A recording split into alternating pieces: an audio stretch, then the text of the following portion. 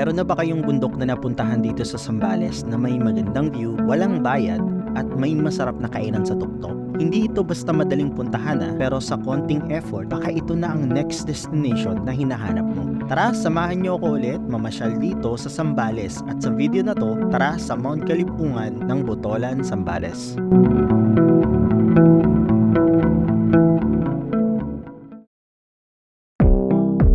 Ang daming magagandang lugar dito sa Zambales. Hindi mo kailangang gumastos ng sobrang laki para mag-enjoy. Minsan, kailangan lang natin mahanap ang mga ganitong klaseng lugar.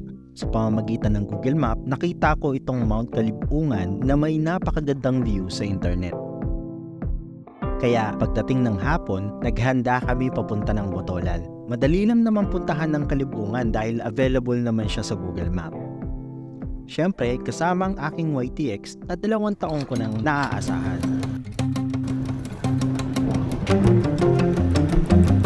Sa daanan pa lang, enjoy mo na ang ride papuntang Botolan.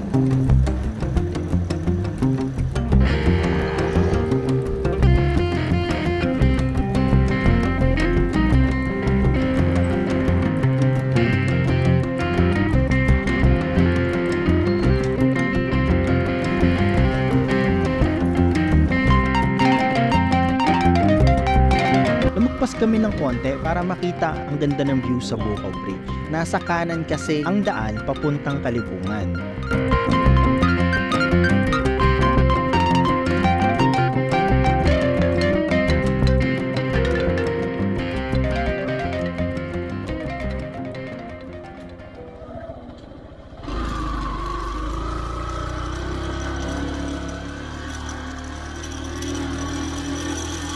Medyo mataas yung mataas yung aakyatan. Ayan, masasakop na ng mga halaman yung Kapansin-pansin na sinasakop na ng mataas na damo ang kalsada at tila hindi ganoon dinadaanan ng kalsadang to. Napakataas at medyo alanganin kapag sasakyan ang dala mo. Ay, puna. Ay, putek. Ready ka ha? Last to.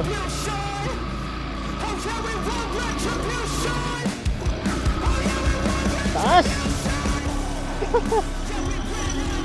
Segunda ako, kailangan ko na mag-primera kasi ang taas. Grabe.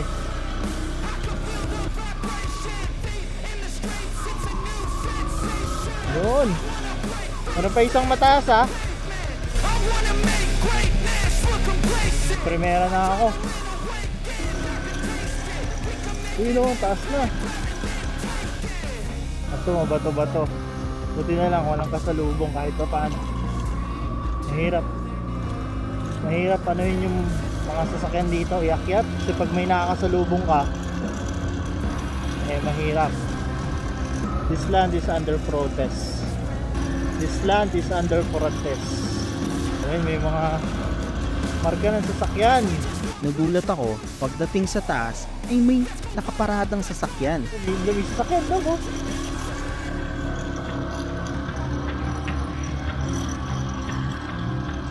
Hanggang dito na lang tayo. Ganyan lang sila eh.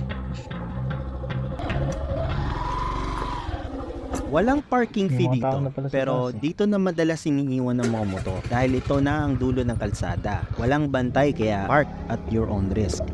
Mula dito, sinimulan na namin maglakad. Hapon po.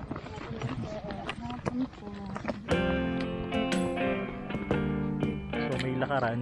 Hindi ko na kung gaano kataas yan. Ngayon wala pa namang humaharang sa amin ng entrance fee. Pero alam ko wala naman eh. Yun oh, ang taas na dito. Oh, kita na oh. Ang kulay. May ano dito. May natural spring oh. May ano ng tubig oh. Ayos ah.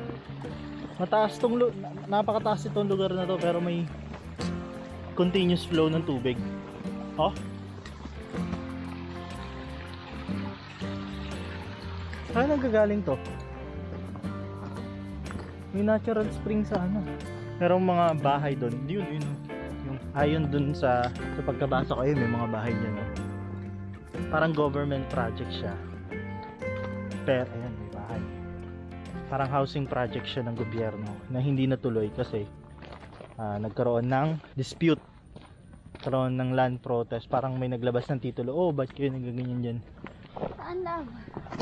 Left, right. serving meal tsaka brewed coffee. Oh, Yeah, doon pa. so hindi namin alam. Meron dito, ano susunod, meron dito Blessing Farm and Resort. Tanong natin kay kuya. Tay, magandang hapon po. Magtatanong lang po, saan po kaya yung... Ha?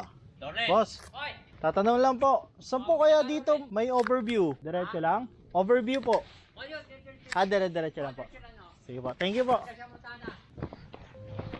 Love, kapag mature ba ako, mas mahal mo. Oo naman.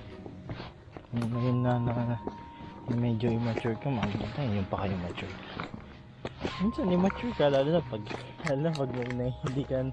hindi may naiiwan, o kaya hindi nasusunod yung plano mo, nagagalit ka. Tapos hindi na natutuloy yung mga plano natin, hinahayaan na natin. Pero kahit ganun pa rin, love kita, di ba? Nakita mo? Na paano pa kaya pag matured ka na, wala tayong problema. Ngayon nga lang, kaya kita tisin yung pa kayang ano. Ayoko na lang. Ayaw mo na. Pero nandito ka na eh. Wala ka namang magagawa na eh. Exercise ba to? Naglalakad pa rin kami hanggang ngayon. Sabi 2 minutes lang eh. So, parang hindi naman. Ayun oh. Yung mga pabahay oh. Hanggang kailan kita matitiis. Hindi na daw kaya. Saan ba to? Saan layo yata?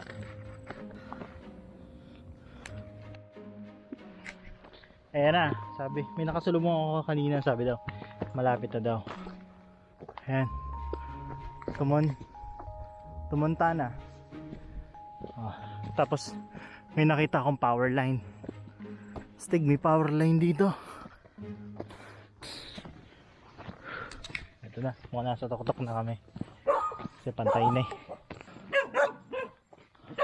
Welcome to Kalibungan. Pagdating sa taas, may mga attraction ng gawa dito na maaari nyo na ding ma-enjoy. Kamusta ka? Magjowa, nagka-labuan.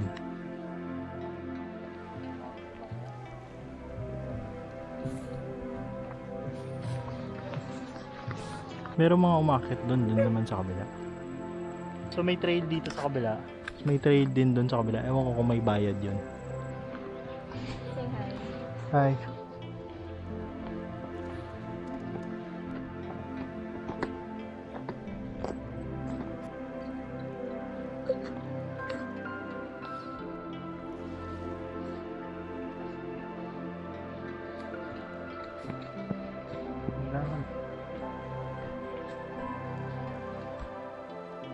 Kitang-kita din ng lahat na palabas sa Buko Bridge na dinaanan natin kanina. So hinahanap namin yung kainan. Wala naman. Pinakalagi doon may kainan eh. Pero ito yung laharo. Laki ng laharo. Nung pumutok yung pinatubo. Balik na kami. Punta na kami doon sa kabilang trail. Kasi parang pababa na yun. Wala nang ibang attraction yun.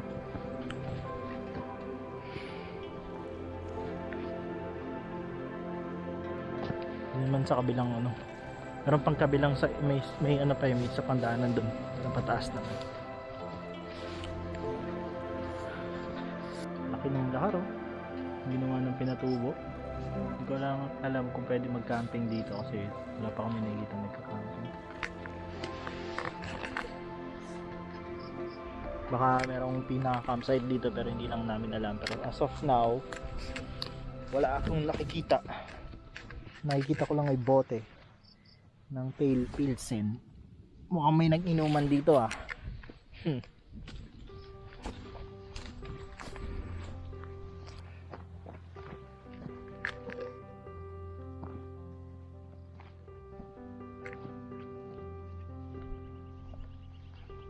Sa dalawang isip kami kung pupunta pa ba kami. Kasi mataas. Resto pala yun eh, kasi sarado. Bakit sarado?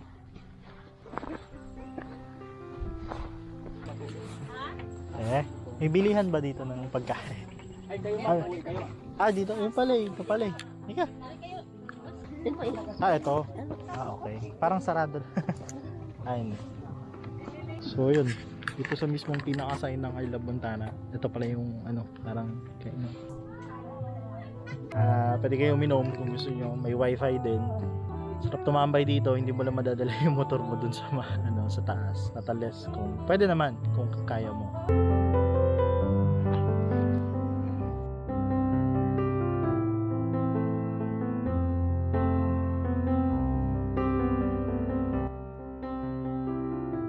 Hindi ako nag-expect ng masyado dahil alam ko kung gaano kahirap magdala ng supply dito.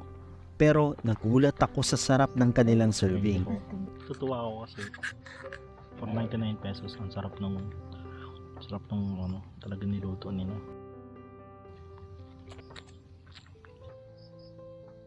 Akit pa ba tayo dun sa kabila din? Try natin. Pupunta pa namin yung kabila. Alas 7 na. Pero sabi naman ni ate, tinanong namin, safe naman daw. Tapos, hindi ko alam. Ang sabi ni ate din, pwede daw mag-camp. Wala namang bayad. Tent, gano'n. Pero bibihira lang daw yung nagte-tent. So dito, libre. Libre yung climb. Makyat ng sawi, bumaba ng may ngiti. Ngiti? Letter E. Ngiti talaga. Ngiti. Ako nga may ahas dyan. Paano yan? Diretso pa ba tayo? So yun, walang entrance fee. Diretso lang naman yung trail. Hindi mo naman kailangan ng guide. Kasi straightforward. So, pasok na pasok sa budget. Mura lang din yung bilihan nun. 99, ang sarap na. Niluto pa talaga nila. Wala kanina pa tayo punta dito. Picture oh. Tama pa ba itong ginagawa natin o bumalik na tayo? Wala tayong ilaw mamaya eh. Hop, buhay ka lang. Hinto na kami dito. Kayo na lang bahala explore sa kabila. Kasi 5% na lang yung battery ko. Tara na lang. Delikado, baka madapa kami or ng ahas or something. Kayo na bahala mag-explore. Siguro kung nagandahan kayo, yut! Ayan, katulad niya, wala pang ilaw, nadudulas na ako. Kung nagandahan kayo dun sa part na pinuntahan namin, baka mas maganda dun. Kasi paakyat eh. So may kasama kasi ako, kaya kailangan maging safe. Uwi na lang muna kami. Kaya punta na kayo dito, pasok na pasok sa budget, ang mura pa. Nandyan sa description kung paano kayo makakapunta sa Google Maps. Okay? Ayan, nagapa na siya. Yan. Pinaka-favorite ko ang view na ino-offer sa Mount Kalibungan. Bukod sa libre, ay may option ka pang ma-enjoy ang pagkain sa taas. At mula sa taas, kita mo dito ang lahar na siyang naging sumpa at biyaya ng kalikasan. Ito ang trahedyang kinamatay ng napakadaming Pilipino. Ang kalungkutan at bighati sa marami noon ay isa ng malaking atraksyon na nagbibigay kasiyahan ngayon. Habang nasa itaas ka at ini-enjoy ng libre ang view, huwag kalimutan na may responsibilidad pa rin tayo na ito ay ingatan kahit na libre itong mapupuntahan.